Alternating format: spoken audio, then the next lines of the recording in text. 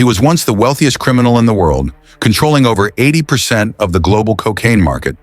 With a fortune of over $30 billion, Pablo Escobar was more powerful than most governments. But how did he build such an empire from nothing? Let's uncover the untold story of Pablo Escobar, the king of cocaine. Pablo Emilio Escobar Gaviria was born on December 1, 1949, in the small town of Rio Negro, Colombia.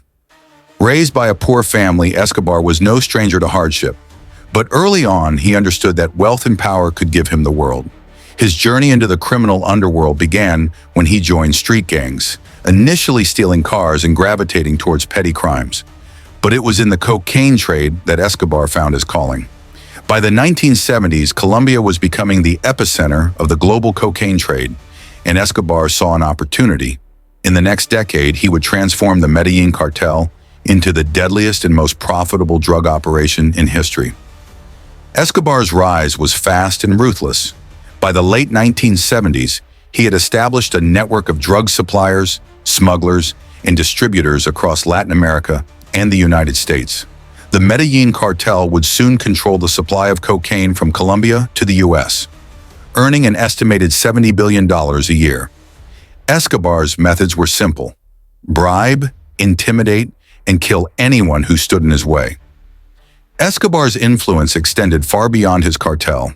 He famously paid off Colombian officials, police officers, and even judges, ensuring his empire operated without interference. His wealth and power allowed him to manipulate the system, and he used fear as a weapon, executing anyone who defied him. For him, it was simple: plata o plomo, meaning silver or lead. Take the bribe or face the bullet. As his empire grew, so did Escobar's hunger for power. He built lavish homes and estates, including the infamous Hacienda Nápoles, where he lived in the lap of luxury. But despite his criminal activities, Escobar knew how to present a different image to the public. While Escobar was a violent criminal, he cultivated a public persona as a Robin Hood figure. He funded the construction of schools, hospitals, and sports facilities in Medellín, earning him the loyalty of the people. For many, Escobar wasn't just a drug lord. He was a hero who helped the poor, creating a paradox that made him both loved and feared. Escobar even tried his hand at politics, running for a seat in Colombia's Congress in 1982. He portrayed himself as a man of the people, but in reality, it was another power move. He used his political position to shield himself from extradition to the U.S. and continue his illicit activities without fear of being arrested. As Escobar's power grew, so did the resistance. Colombia's government and the U.S. launched a massive effort to take him down. The Medellín Cartel's violence reached new heights, with assassinations of politicians, police officers, and even journalists who tried to expose Escobar's operations. Escobar's reign was increasingly threatened by rival cartels, including the Cali cartel, and the pressure from law enforcement became unbearable. In 1991, facing imminent capture, Escobar negotiated a deal with the Colombian government.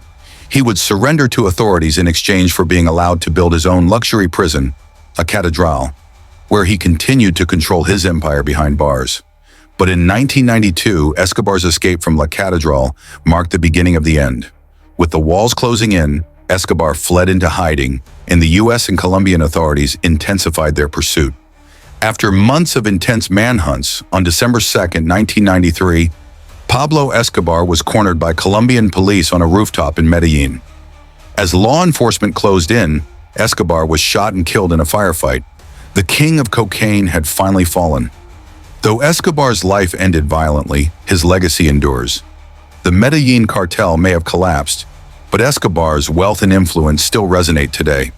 His life has become a symbol of the dark side of ambition, the story of a man who sought to conquer the world and, in the end, lost it all.